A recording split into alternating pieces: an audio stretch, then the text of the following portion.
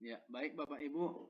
Sambil menunggu teman-teman kita, uh, saya akan mencoba uh, memulai kegiatan kita ini, kegiatan KKG sebenarnya ya di Kecamatan Garuga untuk pengembasan materi budaya positif di sekolah. Bisa Bapak Ibu mendengar suara saya Bapak Ibu? Oke. Baik, terima kasih saya ucapkan kepada Bapak Ibu yang bersedia menghadiri kegiatan ini, walaupun kita bertatap maya, kami mengucapkan terima kasih karena sudah bersedia memenuhi undangan kami untuk mengikuti kegiatan pengembasan budaya positif di sekolah. Nah, langsung saja ya Bapak Ibu, supaya menghemat waktu kita, supaya kita bisa buat cepat ya Bapak Ibu.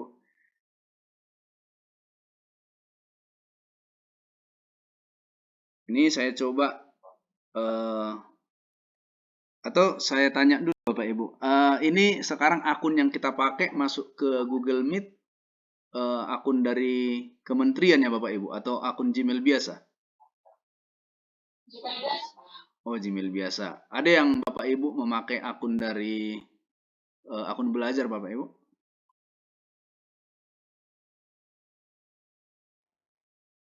Oke. Ya, untuk pertemuan selanjutnya kita akan usahakan nanti memakai akun belajar sekaligus memanfaatkan akun pembelajaran yang sudah diberikan kementerian kepada kita ya Bapak Ibu. Tapi sekarang oke lah kita pakai akun Gmail biasa. Nah, ini saya coba akan share screen ya, layar saya.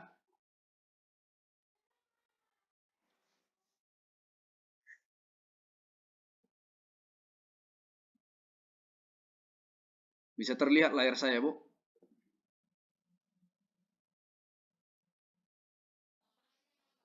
Oh, iya. Nah, ini sudah Bapak Ibu terlihat. Oke. Baik, ini topik dari pembahasan kita ya untuk hari ini, yaitu diseminasi budaya positif di KKG Kecamatan Garuga ya oleh John Martanto Tasoet sebagai CGP atau calon guru penggerak angkatan 6 di Kabupaten Tapanuli Utara. Nah, ini kenapa harus diimbaskan atau didiseminasikan ke sekolah-sekolah?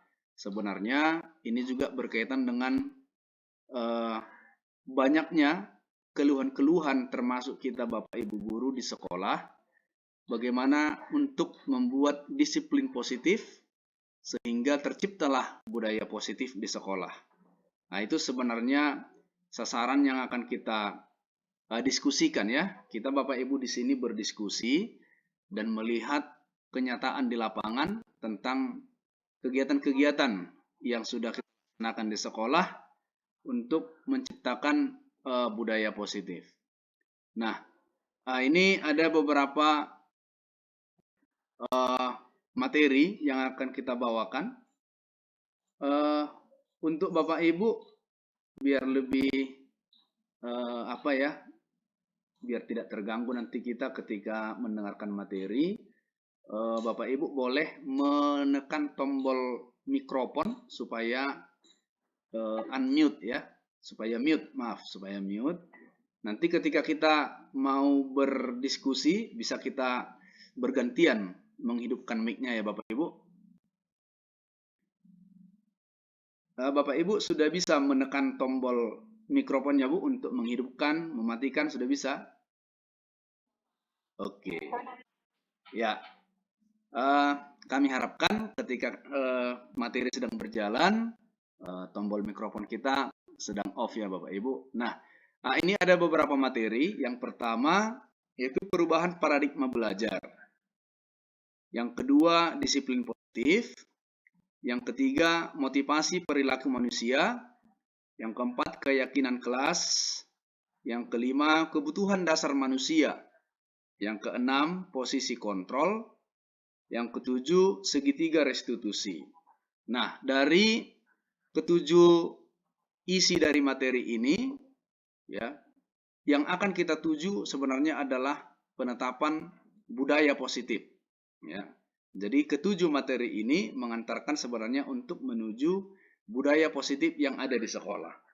Nah, sebelum materi ini kita jalankan, saya mau coba tunjukkan gambar ini kepada Bapak Ibu semua. Ini gambar, ya, sengaja kami buatkan ada gambar bunga, dan biasanya ibu-ibu suka dengan bunga, ya. Nah, sekarang saya mau coba minta kepada Ibu Deasi, ya. Itu Deasi Ivo, itu ibu apa ya? Ibu apa namanya teh, Ibu? Halo, Ibu. Ibu Saragi, ya. Oke, saya minta kesediaan Ibu Saragi sama Ibu Ana Panjaitan berdua, ya. Cluenya seperti ini. Nanti Ibu Saragi yang bertindak sebagai gini maksudnya. Ibu Panjaitan itu punya sesuatu, gitu, ya. Ibu Panjaitan punya sesuatu di genggamannya sekarang. Itu kita ibaratkan seperti itu, ya. Jadi apalah yang berharga yang sedang digenggam Ibu, ini Ibu apa keluar ini? Oke, kita ganti, ya, karena Ibu Ana keluar, mungkin sinyal, ya. Ibu Johanna bisa mendengar suara saya? Johanna Utayan? Oke. Ibu Saragi, kita ganti, ya. Ibu Saragi mempunyai sesuatu hal yang berharga sekarang di genggaman Ibu, ya. Kita ibaratkan Ibu sekarang punya hal yang sangat berharga. Bisa saja itu mungkin emas atau apalah yang berharga, ya.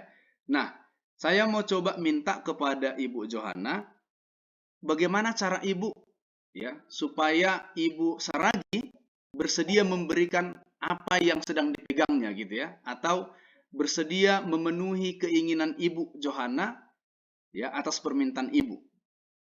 Kira-kira paham maksudnya Bapak Ibu? Paham maksudnya Bapak Ibu? Tadi kan Ibu Saragi punya hal yang berharga, apalah itu yang berharga itu sedang digenggam. Dan Ibu Johanna Hutahian meminta supaya Ibu Saragi, entah apalah yang keinginan Ibu Johanna, ya. Jadi Ibu berdua sekarang berdialog dulu, ya. Ibu berdua sekarang berdialog,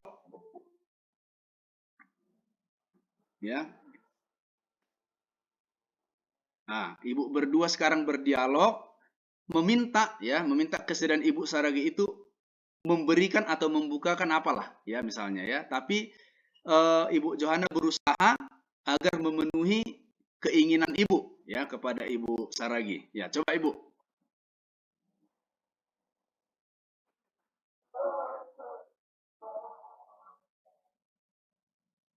Halo Ibu Johanna, silakan diaktifkan mikrofonnya Ibu.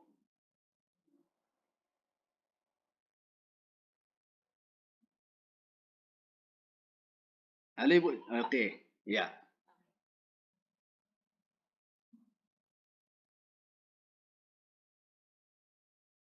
Ayo, silakan Ibu. Ibu berdua berdialog. Tadi Ibu Saragi mempunyai sesuatu hal yang sedang digenggam erat dan tidak dilepas, gitu, ya. Dia memegang erat, tetapi Ibu Johanna berusaha, bagaimanalah usaha Ibu supaya Ibu Saragi memenuhi permintaan Ibu. Kira-kira seperti itulah intinya.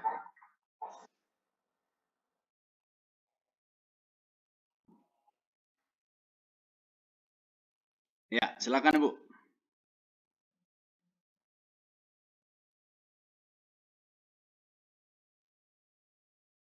Halo Ibu. Oke, atau saya ganti, ya, perannya, ya. Oke, saya meminta Ibu Saragi sekarang. Halo Ibu Saragi,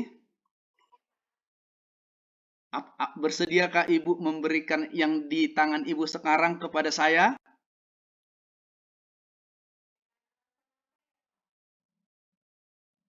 Tolonglah Bu, saya kan sangat membutuhkan apa yang Ibu genggam itu sekarang. Tolonglah Bu.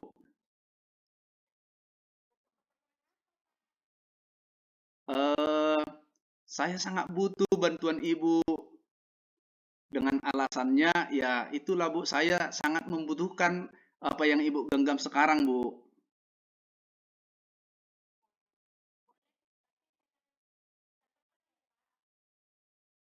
Apa catatannya Bu? Oh, gimana Bu kalau nanti ketika saya minta dan saya menjadi suka gitu Bu, bisa nggak jadi itu milik saya?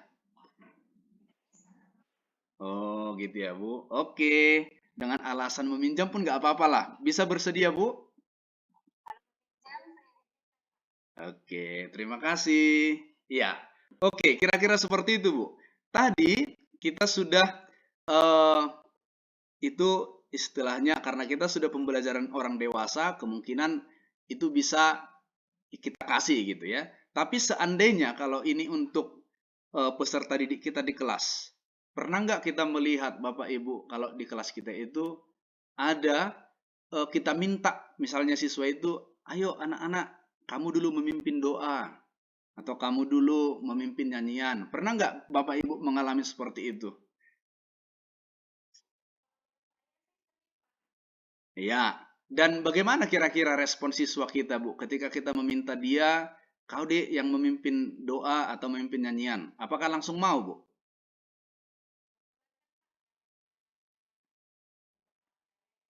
Ya,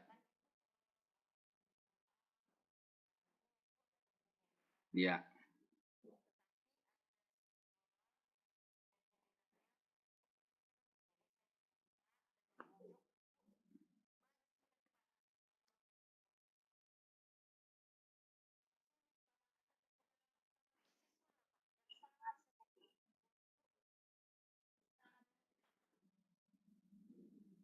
iya ya, Bu ya.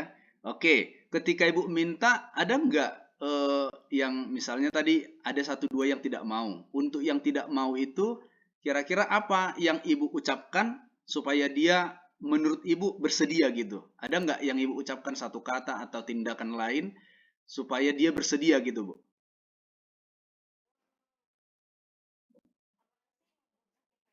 Ya, Bu. Oke.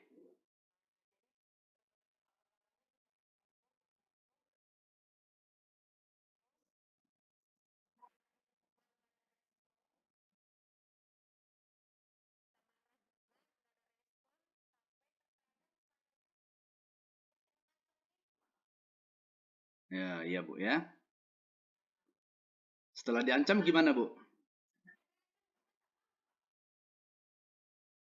Ya, Bu.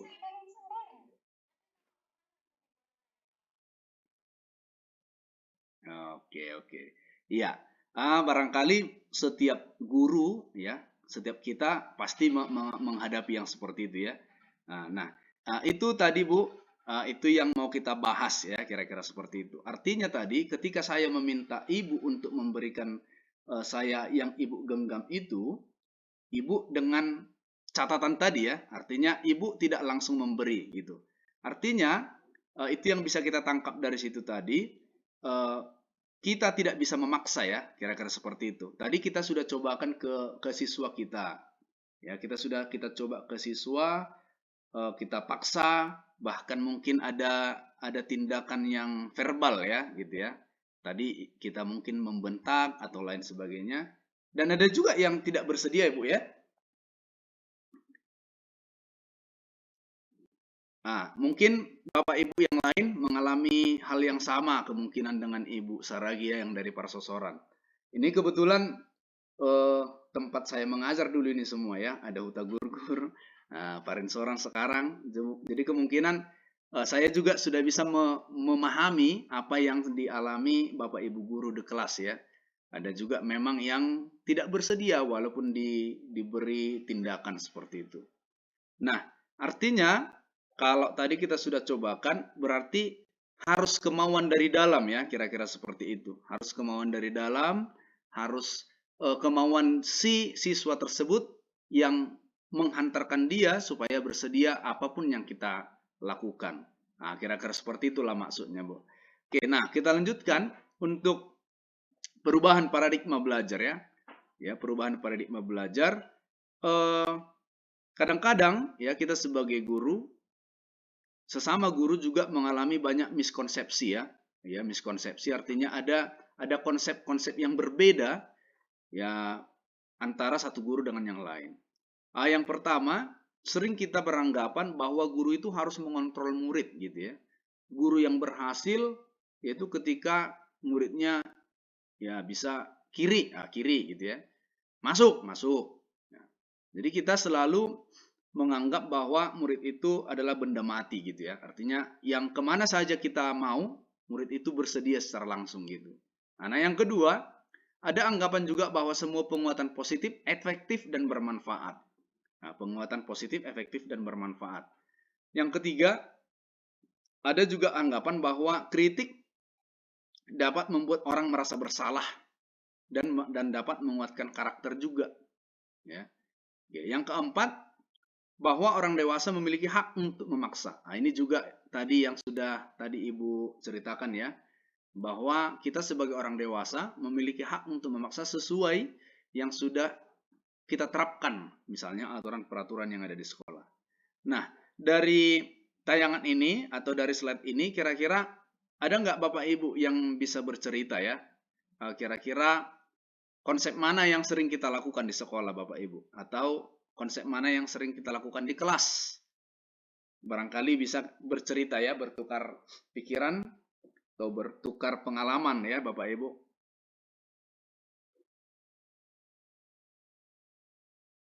Halo Bapak Ibu.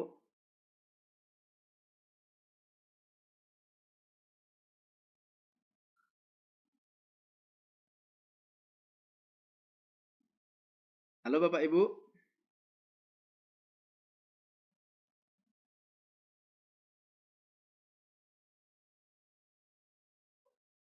Halo Bapak Ibu, masih bisa mendengar suara saya Bapak Ibu? Oke. Oke.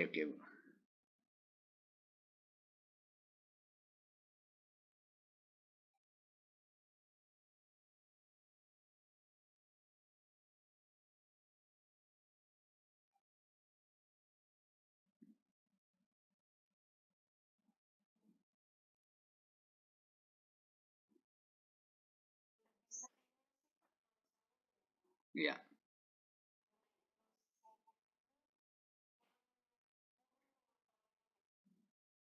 Oke. Nah, itu ya. Nah, itu yang sering kita alami atau yang kita lakukan juga. Makanya kalau di kelas barangkali kita punya peraturan ya, Bu ya. Nah, kita punya peraturan atau mungkin tata tertib ya.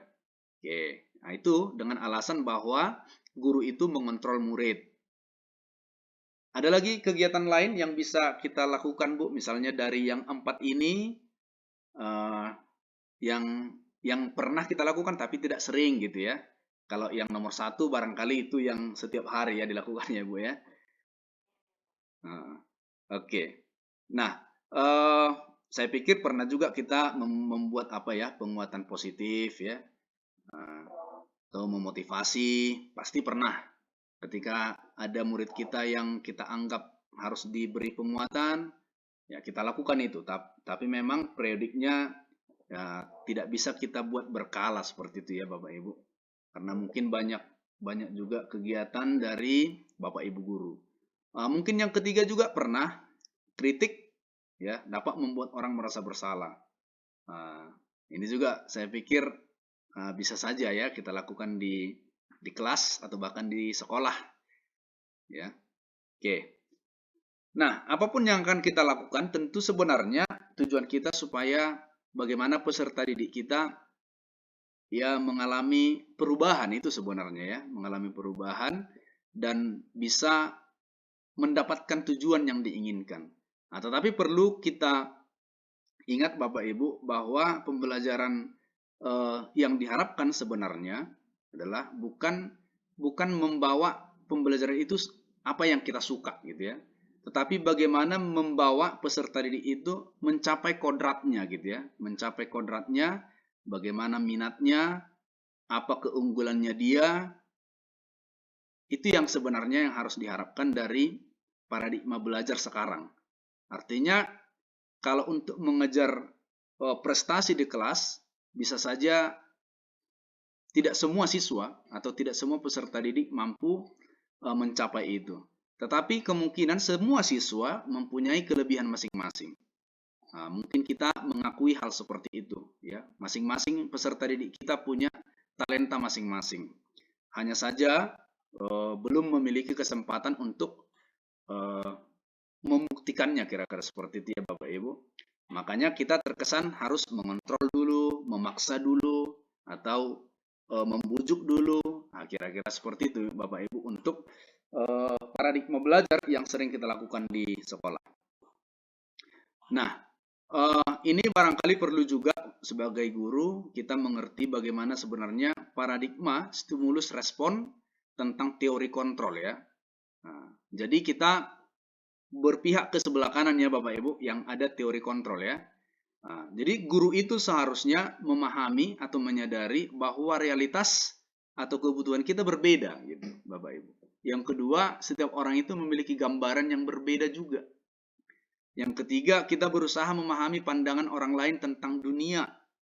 Semua perilaku memiliki tujuan. Kemudian hanya Anda yang bisa mengontrol diri Anda. Kemudian Anda tidak bisa mengontrol orang lain. Dan kolaborasi dan konsensus menciptakan pilihan-pilihan baru. Model berpikir menang-menang. Nah, ini seharusnya yang ada di setiap manusia pasti ada ini Bapak Ibu. Makanya kadang kita tidak bisa memaksakan kehendak kita. Karena semenjak manusia lahir itu, dia sudah memiliki gambaran atau pengetahuan atau kebutuhan yang berbeda setiap orang. Nah, kita sebagai guru bagaimana menyikapi ini? Kita tidak bisa memaksa bahwa kebutuhan si A sama dengan si B.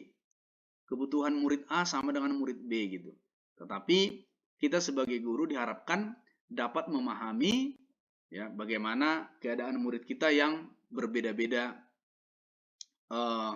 keberadaan, kira-kira seperti itu ya Bapak Ibu. Nah, ini yang tadi yang akan kita kejar ya. Bagaimana menciptakan disiplin positif yang akan membawa ke budaya positif di sekolah kita. Nah, disiplin positif itu barangkali sudah sering kita lakukan ya Bapak Ibu. Kalau di sekolah kita masing-masing, disiplin itu misalnya dengan peraturan juga ya Bapak Ibu. Kalau di SD Parsosoran Ibu, kira-kira apa yang dilakukan untuk membuat disiplin ini Bu?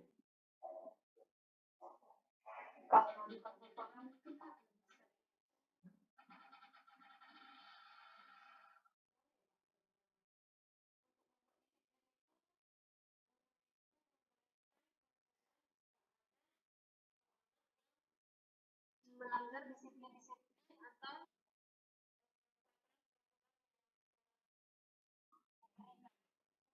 Oke, berarti dia muaranya dari peraturan gitu lah Bu ya. Oke, nah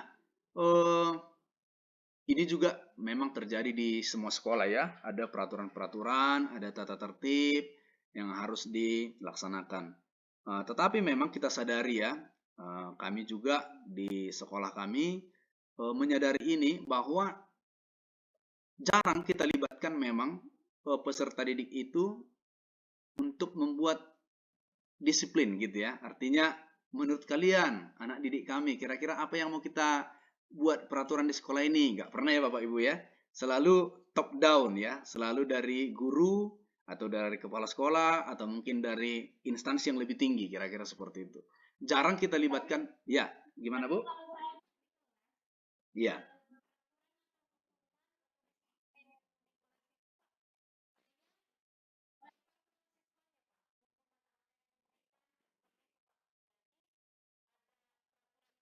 apa yang boleh, apa yang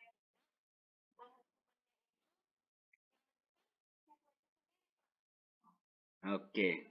Ya.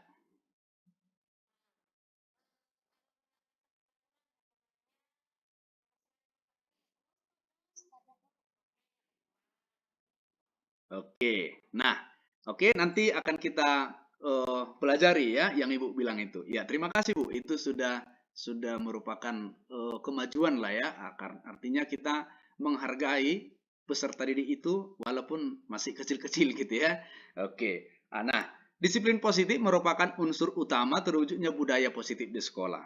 Nah, yang kedua, disiplin positif itu ya tertanamnya motivasi intrinsik pada murid-murid untuk menjadi orang yang mereka inginkan dan menghargai diri sendiri dengan nilai-nilai yang mereka percaya. Motivasi ini tidak akan terpengaruh oleh hukuman atau hadiah. Nah ini yang mau kita terapkan sebenarnya. Namun ini sebenarnya seperti banting setir kita ini ya.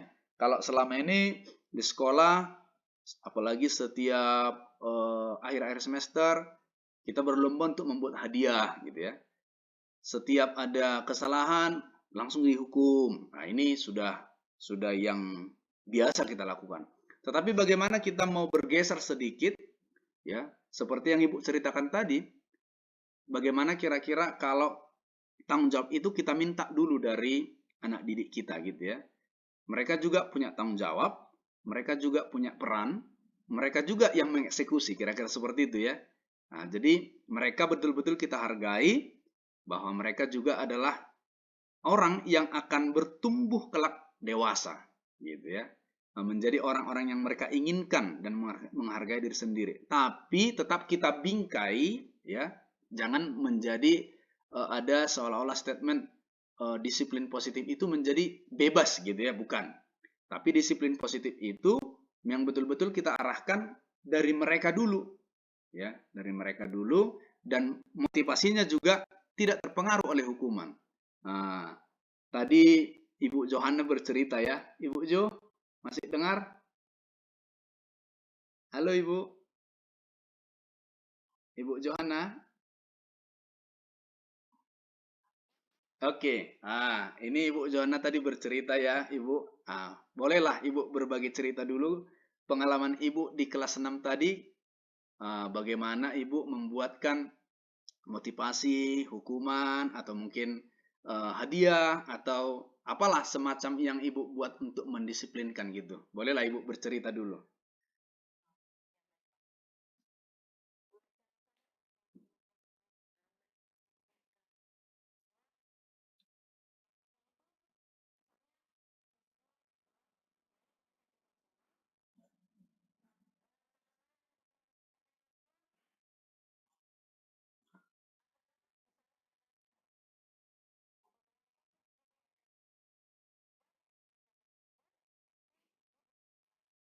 Ya. Siswa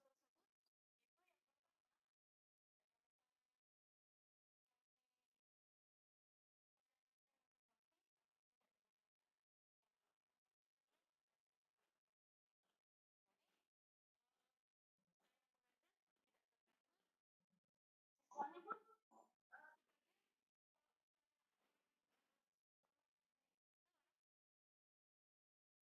pada saat saya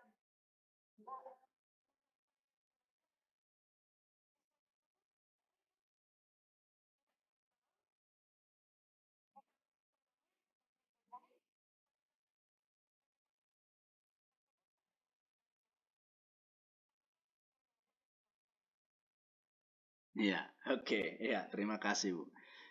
Karena tadi sudah diawali dengan membujuk ya. Tentu kita sebagai guru memang siapapun gurunya pasti tidak langsung main hukum gitu ya, tapi kita bujuk dulu.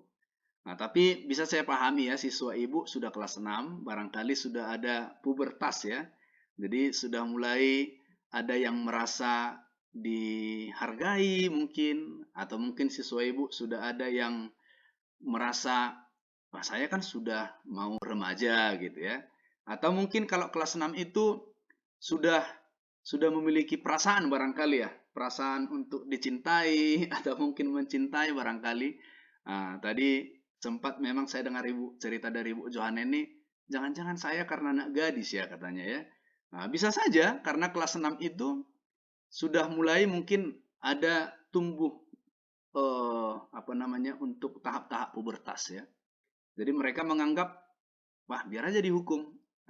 Biar aja dihukum, saya senang gitu ya. Nah, tujuan kita menghukum sebenarnya supaya ada efek jerak, itu tujuan kita.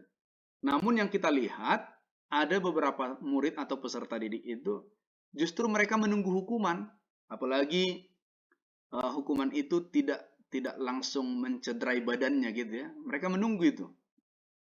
Nah, ada juga yang sering kita lakukan itu memberi hadiah. Kalau dia dapat jawaban, kita berikan hadiah. Ini juga bisa membuat motivasi yang baik. Tetapi bagaimana seandainya ketika dia bisa menjawab pertanyaan kita, tetapi kita tidak memberi hadiah? Bagaimana siswa kita itu? Atau mungkin ada Bapak Ibu yang pernah mengalami seperti ini. Ketika dapat nilai 100, ada dapat bintang gitu ya. Ketika nilai 100 duluan pulang gitu. Pernah nggak kita Bapak Ibu membuat hadiah-hadiah sekecil seperti itu di kelas kita? Pernah. Nah, ada nggak dampak yang kita lihat? Misalnya ketika kita memberi hadiah, apakah dia semangat? Ketika hadiahnya tidak ada gimana? Nah, ya kan? Berarti motivasi atau dorongan yang diberikan itu artinya masih mengejar gitu ya, masih mengejar hadiah atau meninggalkan hukuman. Nah, itu yang sering kita lihat di sekolah ya. Ada peserta didik itu yang ketika kita lihat diambil sampah gitu ya. Tapi ketika tidak dilihat, ya dibiarkan aja. Jadi peserta didik itu ada beberapa karakter yang bisa kita lihat itu. Ada yang mengejar hadiah, ada yang menghindari hukuman gitu. Nah, yang dua motivasi ini juga sebenarnya kalau kita lihat ya tidak efektif. Artinya ketika kita beri hadiah, ya dia bekerja. Ketika kita hukum, dia bekerja gitu. Nah, itu sebenarnya yang realita sekarang yang kita lihat. Nah, seseorang yang memiliki disiplin diri berarti mereka bisa bertanggung jawab terhadap apa yang dilakukannya dan akan tetap berperilaku baik karena mereka ingin menjadi orang yang menjunjung tinggi nilai-nilai yang mereka hargai atau mencapai suatu tujuan mulia. Nah, saya tertarik tadi dengan yang diceritakan Ibu yang dari Parsosoran ya. Dilibatkan anak didiknya untuk membuat kira-kira kalau kebersihan, kalau tidak dilakukan, apa hukumannya gitu. Jadi mereka sudah tahu kalau hukumannya ini. Mereka sudah tahu kalau dikerjakan seperti ini. Nah, kalau kita lihat perjalanannya barangkali harus tetap dikontrol ya Bapak Ibu. Tidak bisa dilepaskan begitu saja. Karena siswa kita memang masih SD ya. Masih SD yang masih harus diatur gitu. Nah, di sini saya pikir kita mempunyai anggapan yang sama, tantangan yang sama, dan juga kita memiliki kerinduan yang sama barangkali bagaimana supaya anak-anak ini bisa berdisiplin tanpa kekerasan itu barangkali yang kita harapkan. Nah, kita lanjutkan untuk slide selanjutnya bisa menjawab itu ya. Nah, 3 motivasi perilaku manusia. Nah, ini yang tadi kita ceritakan itu. Ada yang menghindari ketidaknyamanan atau hukuman. Yang kedua, ada juga motivasinya mendapatkan penghargaan atau imbalan dari orang lain. Yang ketiga, menjadi orang yang mereka inginkan dan menghargai diri sendiri dengan nilai-nilai yang mereka percaya. Nah, kalau kita lihat di sekolah kita masing-masing, motivasi mana yang masih sering nampak, Bu, dari peserta didik kita?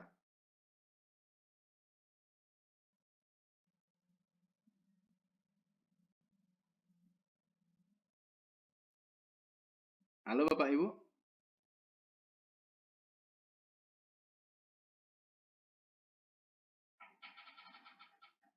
Halo Bapak Ibu? Ya, motivasi mana yang masih sering kita jumpai, Bu, dari peserta didik kita?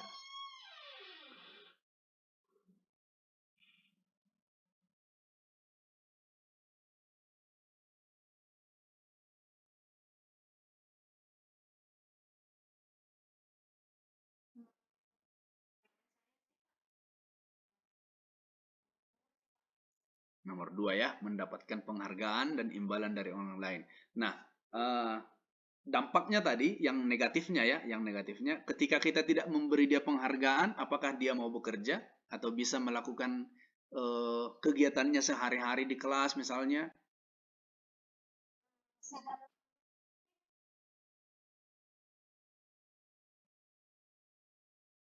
Tetap melakukan ya Bu?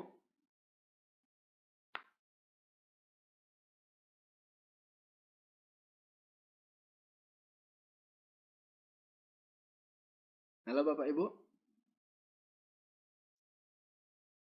Aduh, mati mau. Aduh.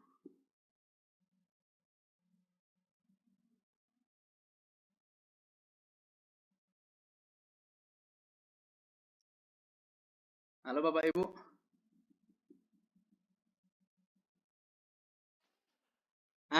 Maaf Bu, tadi jaringan saya terganggu. Ya, gimana Bu? Kalau saya sih lebih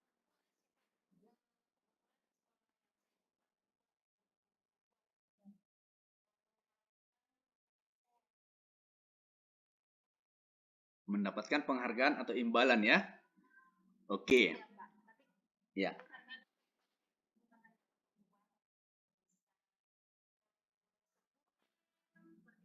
Oke, misalnya, oh kamu cantik gitu ya. ya Pak. Oke, kamu rajin gitu. Oke. Nah, mungkin itu juga sudah kita lakukan di kelas kita masing-masing.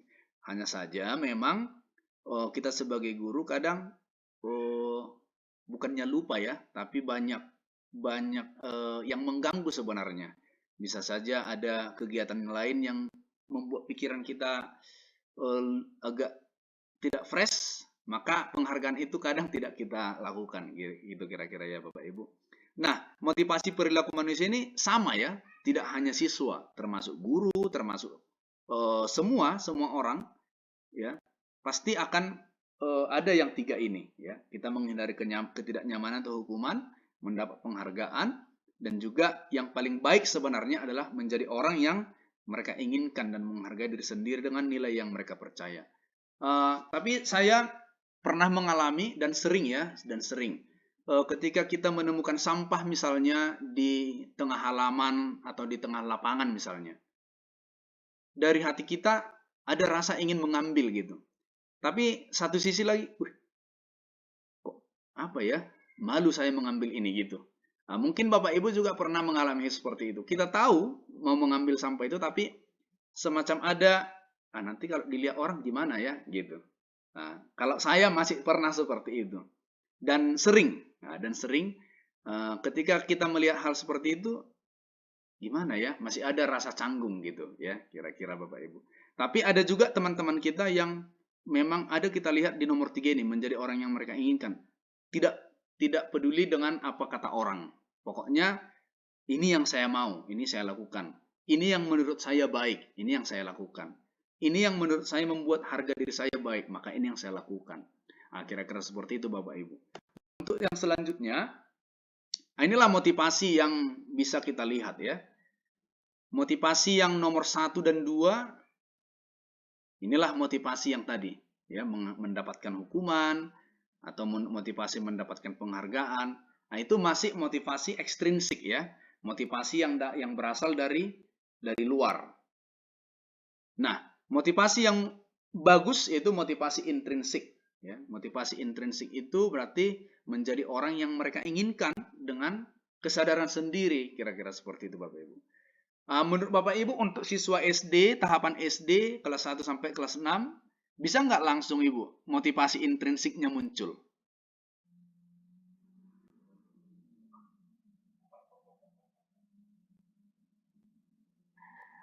Sangat sulit Pak. Sangat sulit ya.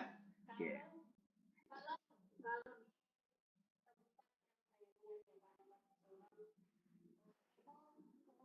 kalau Iya ya. Berarti Bu motivasinya masih gimana Bu? Oke, motivasi intrinsiknya ya belum ya. Oke. Oke. Nah, saya pikir juga di semua SD ya barangkali di Kecamatan Garuga ini memang masih motivasi intrinsik itu belum bisa ya. Tapi karena saya pikir ada juga alasannya mereka masih menganggap guru itu masih tahu segalanya barangkali ya. Artinya ketika mereka punya ide, ketika mereka punya usul, mereka belum berani secara vulgar menyampaikan. Tetapi yakinlah kita, pasti siswa kita itu, murid-murid kita itu sebenarnya mereka punya ide ya. Kadang penyampaiannya yang kurang kurang pas menurut kita, tapi menurut versi mereka itu sudah pas gitu ya. Nah, kalau di beberapa sekolah sih, di tempat kami ini juga ada beberapa siswa yang berani gitu ya, yang berani mengusulkan, atau mungkin dia juga berani meminta, Pak, inilah kukerjakan, saya bisa mengerjakannya. Nah, tapi kadang kita sebagai guru merasa risih kadang ya, garang kali ini sama aku gitu ya. Nah, atau ada nggak di persesoran seperti itu, Bu?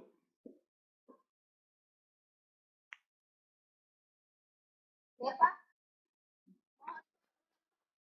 Mungkin ada juga siswa-siswi kita yang di sana sudah berani gitu menyampaikan usulnya ke guru, mungkin dengan cara mereka sendiri lah ya. Nah, mungkin tutur katanya menurut kita kurang pas gitu, tapi sudah berani gitu. Ada nggak siswa kita yang seperti itu, Bu?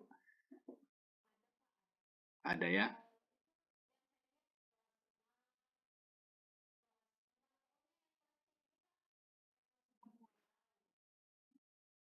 Oke, Bu. Nah, memang itu saya pikir semua ya, semua semua anak barangkali punya itu. Hanya saja memang kita oh, apa namanya, belum belum punya waktu yang banyak ya untuk mengenali mereka gitu. Karena memang di sekolah kita sadari jam 8 sampai jam 12 hanya 4 jam dengan kegiatan yang beragam yang kita lakukan. Nah, itu mungkin. Tapi ya kita sebagai guru kita cobalah ya bagaimana untuk memunculkan motivasi intrinsik ini, karena motivasi intrinsik itu biasanya akan timbul tenggelam ya. Ketika dimarahi dikerjakan, ketika dipuji dikerjakan. Nah, gimana kalau kedua-duanya tidak dilakukan ya? Mungkin sampah akan banyak ya berserak ya Bapak Ibu. Ketika kita tidak memarahi, ketika kita tidak memuji, pasti sampah akan berserak. Nah, tetapi bagaimana upaya kita sebagai guru untuk mencoba meningkatkan motivasi intrinsik ini. Kita yakin semua murid kita itu adalah baik. Hanya saja ketika kita bandingkan dengan yang lain, ada yang lebih baik gitu ya. Ketika kita bandingkan dengan yang lain, oh ini uh, lebih bandal kira-kira seperti itu. Tapi kita yakin bahwa mereka punya motivasi tersendiri. Ya. Tadi pagi juga kami mengalami seperti itu. Sudah ada kita buat keyakinan kelas atau keyakinan sekolah atau peraturan sekolah bahwa setiap hari Senin itu sesama siswa dan guru sudah tahu bahwa harus memakai topi, dasi gitu. Tapi ada 2 orang tadi yang tidak memakai. Ketika ditanya, alasannya lupa. Artinya ketika motivasi intrinsik itu tidak muncul, ketika motivasi dari dalam itu tidak muncul, maka akan banyak alasan gitu ya Bapak Ibu. Tapi ketika motivasinya sudah dari dalam, oh ini hari Senin. Kalau hari Senin berarti menggunakan topi dasi, ragam lengkap gitu. Dan itu akan tercipta ya. Nah, itu tadi sudah kita coba contohkan tadi di pendidikan dewasa juga. Kita tidak bisa memaksa teman kita itu melakukan sesuai dengan yang kita inginkan. Tetapi ketika dia memiliki motivasi sendiri, pasti dia bisa melakukan sendiri, kira-kira seperti itu, Bu. Nah, ini yang perlu kita mau ya, perbaiki ya. Hukuman dan penghargaan tidak efektif dalam mengontrol perilaku ya. Penghargaan maupun hukuman adalah cara-cara mengontrol perilaku seseorang yang menghancurkan potensi untuk pembelajaran yang sesungguhnya. Nah, ini tadi ya yang paling untuk kedepannya ketika kita tidak memberi penghargaan, ya bisa saja tidak melakukan. Ketika kita tidak hukum, maka dia tidak juga melakukan. Nah, maka yang nomor 3 tadi yang mau kita pertebal, ya bagaimana motivasi yang dari dalam diri sendiri akan muncul gitu ya Bapak Ibu. Nah, ini yang Ibu Saragi tadi bilang ya, keyakinan kelas namanya Bu. Jadi keyakinan kelas tadi, Ibu tadi sudah melibatkan peserta didik, ya. Gimana tadi ceritanya Bu? Yang Ibu lempar apa namanya pendapat ke anak didik ketika membuat hukuman gitu. Gimana tadi ceritanya Bu?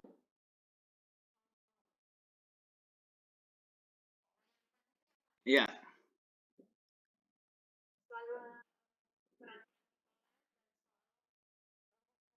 iya.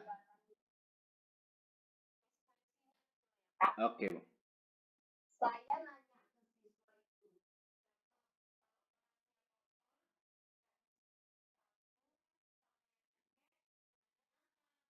Iya,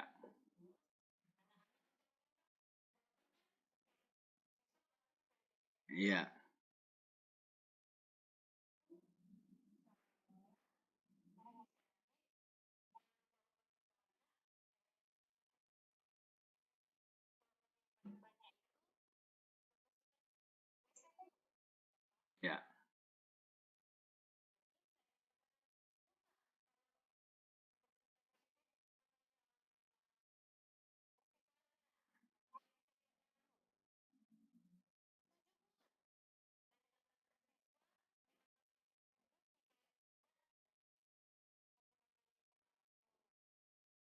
Oke, Bu. Iya. Itu tadi yang disebut sebenarnya bukan peraturan kelas lagi, Bu ya, tetapi dia sudah semakin positif gitu ya. Dia sudah menjadi keyakinan kelas sebenarnya. Ya, karena peraturan itu tadi tidak hanya Ibu yang membuat gitu. Artinya itu sudah datang dari peserta didik kita atau mungkin ada juga turunan-turunan dari sekolah gitu ya. Biasanya kita membuat keyakinan kelas itu pasti turunan dari visi misi ya. Visi misi sekolah. Kemudian setelah kita di kelas, kita turunkan lagi visi misi sekolah itu.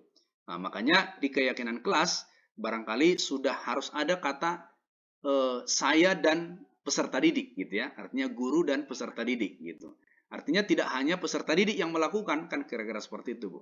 Nah, kalau kita baca di keyakinan kelas ini, kenapa harus keyakinan kelas bukan peraturan kelas? Menekankan pada keyakinan seseorang akan lebih memotivasi seseorang dari dalam. Seseorang akan lebih tergerak dan bersemangat untuk menjalankan keyakinannya daripada hanya sekedar mengikuti serangkaian peraturan tertulis tanpa makna. Nah, artinya kita juga bisa menarik ke diri kita sendiri ya. Ketika kita ikut berpartisipasi membuat suatu kegiatan gitu, pasti kita merasa ikut di dalamnya gitu. Dan kita lebih bersemangat melakukannya ketimbang kita hanya baca yang tertulis, kemudian kita disuruh melakukannya, kira-kira seperti itu, Bu. Nah, maka itu sudah bagus tadi yang Ibu buat, bahwa keyakinan kelas itu harus ditulis, Ibu ya. Nah, dituliskan lagi di kelasnya. Nah, misalnya saya dan atau kita lah kita buat, karena kita harus masuk tepat waktu di kelas gitu. Kalau kita itu kan sudah tidak berbentuk peraturan lagi, Bu ya, tapi itu sudah memiliki keyakinan bersama gitu. Atau mungkin yang kedua, ketika baris kita harus mengikuti perintah dari ketua barisan gitu. Artinya tidak lagi disuruh kamu harus mengikuti peraturan barisan. Nah, kan tidak seperti itu, Bu. Tapi sudah betul-betul ikut langsung mengeksekusi. Kira-kira seperti itu ya, Bapak Ibu. Jadi lebih bagus lagi kalau keyakinan kelas ini ditempelkan di kelas dan dilakukan tadi secara bersama-sama seperti dirapatkan dulu dengan peserta didik kita. Nah, itu tadi sudah berapa poin itu yang Ibu bilang ya. Tadi tentang piket ya, tentang piket. Maka ditulis nanti kami melakukan kegiatan piket dengan senang hati. Nah, bisa saja seperti itu, Bu. Oke, untuk keyakinan kelas. Yang ketiga, nah ini tadi 5 kebutuhan dasar manusia, ya. Kebutuhan dasar inilah yang membuat kita mau melakukan sesuatu hal dan mau melawan, kira-kira seperti itu, Bu. Jadi kebutuhan dasar manusia itu kasih sayang dan rasa diterima. Ya, kita juga butuh bertahan hidup. Kita juga punya pilihan. Kita juga punya penguasaan dan pengakuan atas kemampuan. Nah, ini juga barangkali tadi sudah ada hubungannya dengan kasus yang ada di kelas Ibu Johanna tadi ya. Nah, mungkin peserta didik kita itu sudah ada di 5 ini. Mereka mungkin merasa harus dikasih sayang, atau mungkin ada kebebasan atau pilihan, atau pengakuan, atau atas kemampuan mereka. Nah, gitu ya. Kalau kelas 6 barangkali sudah memiliki seperti ini. Nah, dari kebutuhan dasar manusia ini semua ya, semua manusia punya.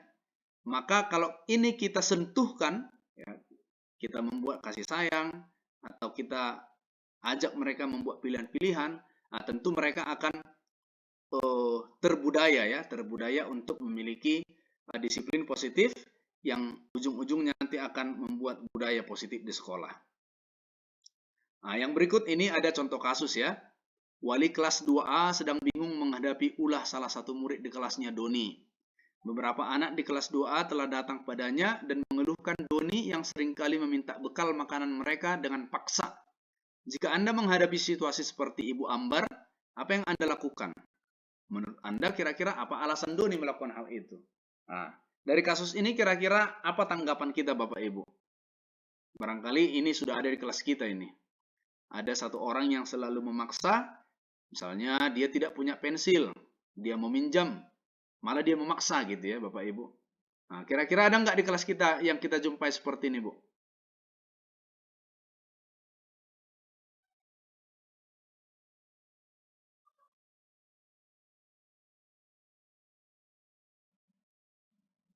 Halo Bapak Ibu.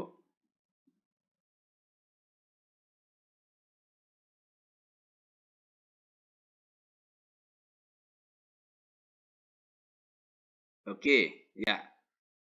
Kita lanjutkan ya Bapak Ibu. Oke, inilah posisi guru, ya. Ini 5 posisi guru.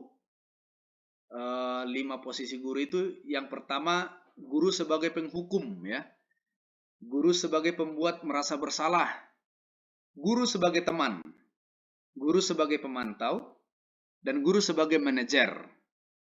Nah, kira-kira menurut Bapak Ibu manalah yang posisi kita di sini dari 5 ini, mana yang sering kita lakukan Bapak Ibu?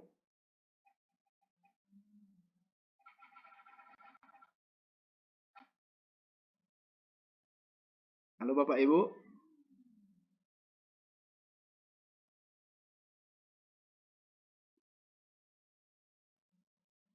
Menurut saya sih Pak,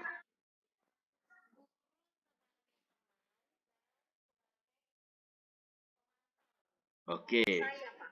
oke, baik Bu. Menurut Ibu kalau posisi sebagai teman kira-kira apalah yang kita lakukan Bu kepada mereka?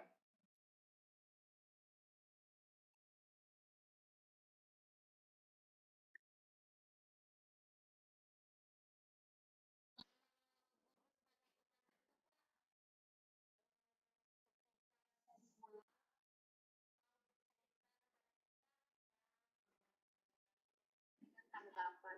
Oke Bu. Iya, benar Bu ya. Artinya namanya berteman ya. Nah, artinya dia tidak akan sungkan lagi kira-kira seperti itu ya. Nah, tetapi pernah nggak Ibu merasa risih ketika dibuat seperti teman gitu?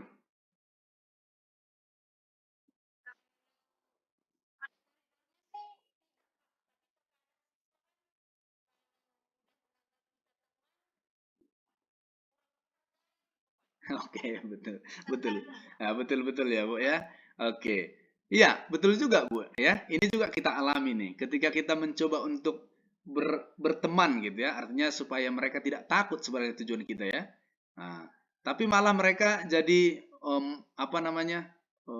Kadang menyapa kita juga tanpa tutur sapa lagi ya, kadang-kadang ya. Nah, sebagai pemantau, ya kalau pemantau ini identik dengan mengawasi ya, artinya sudah ada keyakinan kelas dulu dan Bapak Ibu guru tugasnya ketika tidak melakukan ya memantau kira-kira seperti itu ya. Nah, yang lebih bagus sebenarnya dari 5 ini adalah sebagai manajer ya Bapak Ibu. Ya, sebagai manajer. Kalau penghukum itu sudah pasti eh, gampang sebenarnya melakukan itu karena hanya menggunakan hukum fisik dan verbal. Tetapi ketika kita menghukum, apakah ada efek jera? Kalau ada, ya berarti itu boleh sebenarnya, ya. Tetapi kita akan melihat bahwasanya kalau kita hukum mereka, mereka akan mengulangi lagi sebenarnya, tidak ada efek jera ya. Nah, yang paling bagus sebenarnya adalah posisi manajer, yaitu mempersilahkan murid mempertanggungjawabkan perilakunya dan mendukung murid agar dapat menemukan solusi atas permasalahannya sendiri. Nah, pernah nggak kita mendengar Ibu apa namanya BK, bimbingan konseling di sekolah? Pernah ya? Kalau di SMP barangkali ada itu Bapak Ibu ya. Kalau kita di sekolah, kalau ada guru kita, siswa kita yang bermasalah atau mungkin tidak mengerjakan PR, bagaimana kira-kira langkah yang kita lakukan Bu untuk memberikan mereka semacam nasihat atau hukuman? Gimana langkah-langkahnya Bu yang kita buat?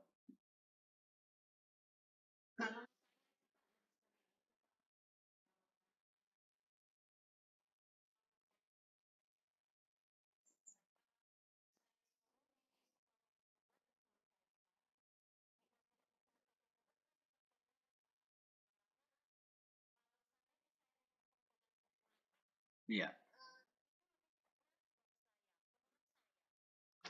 iya, karena tidak ada dampak ya, dampak yang kita lihat tidak ada ya. Oke, betul betul Bu. Artinya, tapi Bu, ketika Ibu lipat gandakan tadi misalnya 5 soal jadi 10 soal, kira-kira seperti itu maksudnya Bu? Oke, kira-kira ada nggak dampak yang Ibu lihat, misalnya jadi mengerjakannya rutin gitu?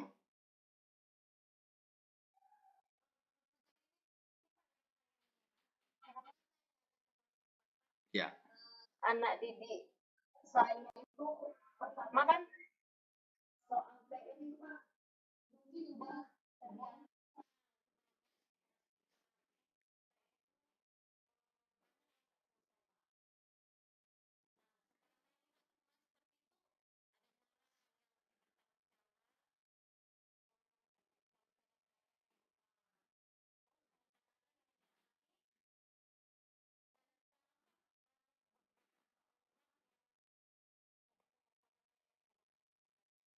Oke, ya, berarti tadi motivasi intrinsik barangkali sudah mulai muncul ya. Artinya motivasi yang betul-betul ini kan mau kebutuhan saya, kira-kira seperti itu ya.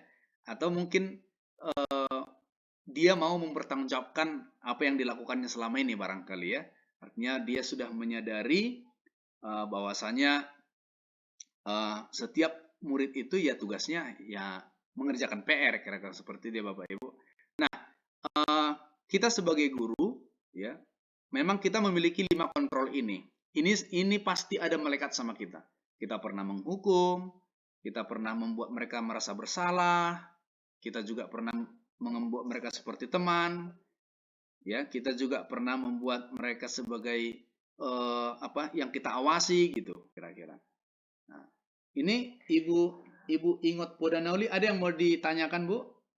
Ada yang raise hand saya lihat.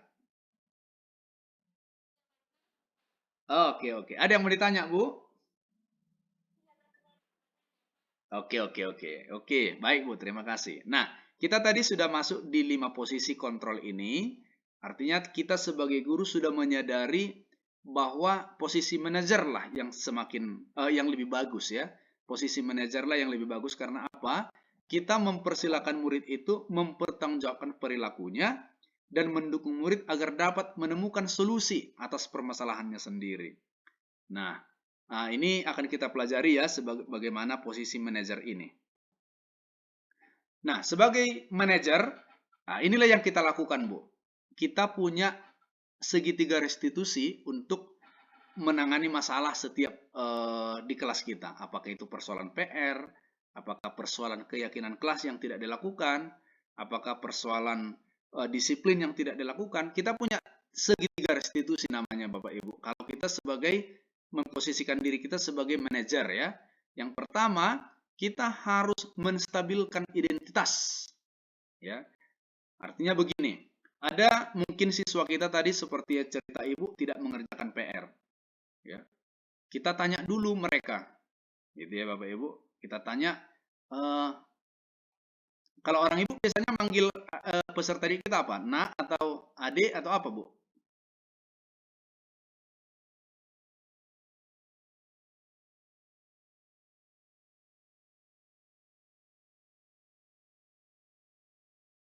Oke, bisa saja ya beragam ya, mungkin sapaannya mungkin nak atau adik, tapi biasanya nak lah ya untuk di sekolah. Nah, ketika kita menemukan peserta didik kita yang tidak menyelesaikan PR misalnya, ya pasti kita akan tanyakan dulu alasannya. Nah, kira-kira bagus nggak kalau tidak mengerjakan PR? Menurutmu apa alasanmu supaya tidak mengerjakan PR? Nah, ini pernah saya tanyakan ke seorang siswa ya, ke seorang siswa. Saya minta datang ke kantor dan saya tanya, dan saya tidak langsung mengatakan kenapa kamu tidak mengerjakan PR. Tidak langsung seperti itu. Tapi saya coba dia dengan yang pertama, menstabilkan identitas. Menstabilkan identitas ini artinya kita memberikan pemahaman kepada murid kita itu bahwasanya bukan hanya mereka yang tidak pernah mengerjakan PR gitu ya. Bukan hanya mereka, pernah ada orang lain. Itu maksudnya menstabilkan identitas. Ada pernah orang lain juga yang tidak mengerjakan PR. Jadi mereka menganggap, oh iya ya, saya tidak seorang diri rupanya tidak mengerjakan PR. Ketika mereka sudah stabil, ya, ketika mereka sudah stabil, maka mereka akan mau bercerita. Tetapi ketika mereka langsung kita bentak, ketika mereka langsung kita tanya alasannya apa-apa-apa, ya mungkin mereka tidak mau bercerita. Tetapi setelah mereka kita stabilkan identitasnya dengan cara yang tadi, nah kamu tidak seorang diri yang tidak pernah mengerjakan PR. Temanmu juga pernah. Mungkin kamu juga pernah melihat temanmu seperti itu. Nah, tahapan yang kedua yaitu validasi tindakan yang salah. Validasi tindakan yang salah ini, ya kesalahannya tadi kita ingatkan. Nah, memang kamu tidak seorang diri yang tidak pernah mengerjakan tugas. Tetapi apakah bagus gurumu memberikan PR tetapi tidak kamu kerjakan? Itu harus kita tanyakan, ya, kita validasi tindakan yang salah. Tetapi kita tidak menyuruh dia, ya, kita tidak memberikan dia solusi, ya, kita tidak memberi solusi. Kita hanya meminta kesalahannya itu dia sadari, dan yang ketiga kita minta keyakinan dia, ya, kita meminta keyakinan dia dengan kira-kira setelah ini apa yang akan kamu lakukan. Nah, dia akan yang menjawab sendiri. Kita tidak mau mengintervensi dia dengan jawaban-jawaban kita, tetapi lebih kita memberikan dia keyakinan bahwa mengerjakan PR itu bagus gitu ya, dengan jawaban dia sendiri. Nah, budaya positif ini Bapak Ibu bisa muncul, ya. Budaya positif ini bisa muncul ketika disiplin positif kita bangun dulu, ya, dengan budaya intrinsik tadi ya, yang motivasi intrinsik yang ada dari siswa tadi, ya. Itu akan bisa budaya positif dapat tercapai itu ketika motivasi intrinsik dari siswa itu bisa muncul. Nah, untuk Bapak Ibu yang hadir pada saat room ini, sebenarnya budaya positif ini sudah kita lakukan sebenarnya di sekolah, ya. Kita lakukan di sekolah, hanya saja ada istilah-istilah yang baru, ya. Ada istilah-istilah baru yang mungkin kita temukan. Nah, untuk itu Bapak Ibu, saya buka tanya jawab atau mungkin kita diskusikan tentang ini. Yang 5 posisi kontrol ini dengan hubungannya dengan posisi segitiga restitusi ya Bapak Ibu. Saya mau buka diskusi 5 atau sampai 10 menit dari Bapak Ibu. Kira-kira bagaimana kita menerapkan 5 posisi kontrol guru ini dengan penerapan segitiga restitusi di sekolah. Nah, ini yang harus kita terapkan. Kalau yang tadi itu sudah kita lakukan tadi sebagai penghukum, sebagai teman atau pembuat rasa bersalah, pemantau, itu sudah kita lakukan. Nah, yang mau saya minta untuk kita diskusikan yaitu sebagai posisi manajer yang dengan penerapan segitiga restitusi. Nah, untuk ini saya membuka forum diskusi kepada teman-teman guru yang ada di Kecamatan Garuga. Ya, saya kasih waktu Bapak Ibu. Kita diskusikan penerapan posisi kontrol sebagai manajer dengan penerapan segitiga restitusi ya Bapak Ibu. Ya, silakan.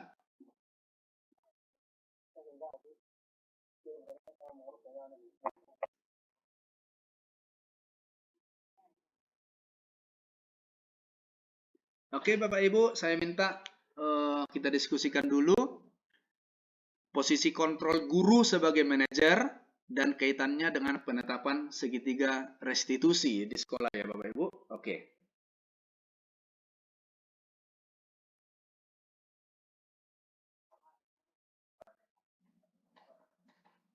Halo Bapak Ibu.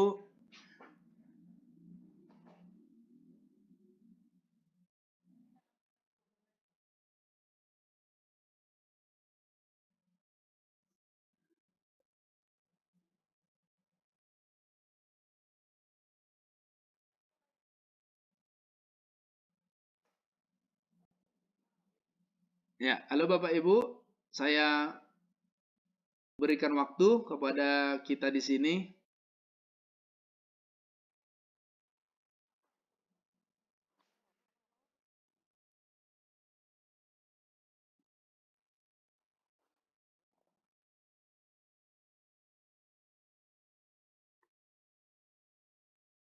Halo Bapak Ibu.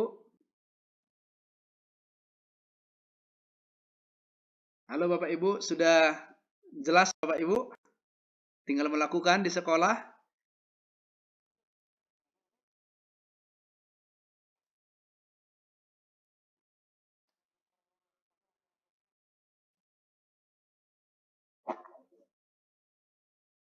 Halo Bapak Ibu.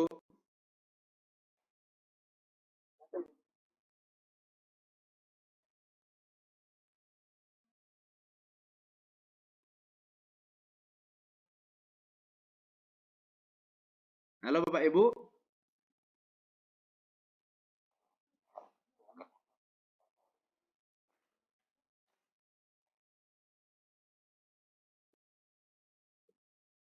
Halo Bapak Ibu, sudah ada yang mau ditanyakan? Bu Nauli Munti, ya silakan Bu.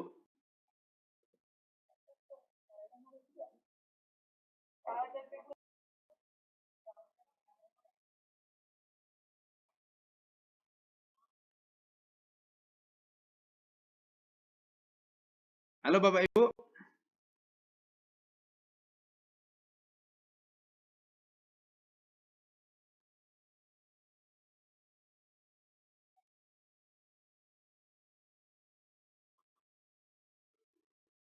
Halo. Halo Bapak Ibu.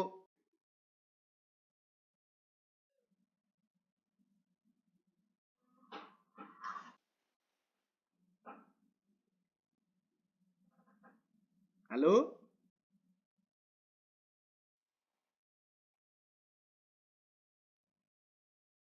Halo Bapak Ibu.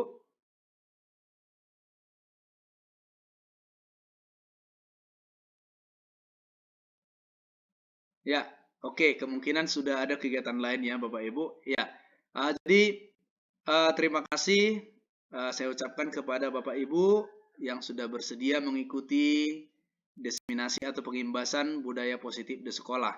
Kiranya dapat kita lakukan di sekolah kita masing-masing.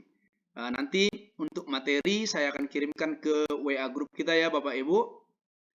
Atas perhatiannya saya ucapkan terima kasih. Google Meet ini saya tutup pada siang ini. Terima kasih ya Bapak Ibu. Sampai jumpa untuk pertemuan selanjutnya.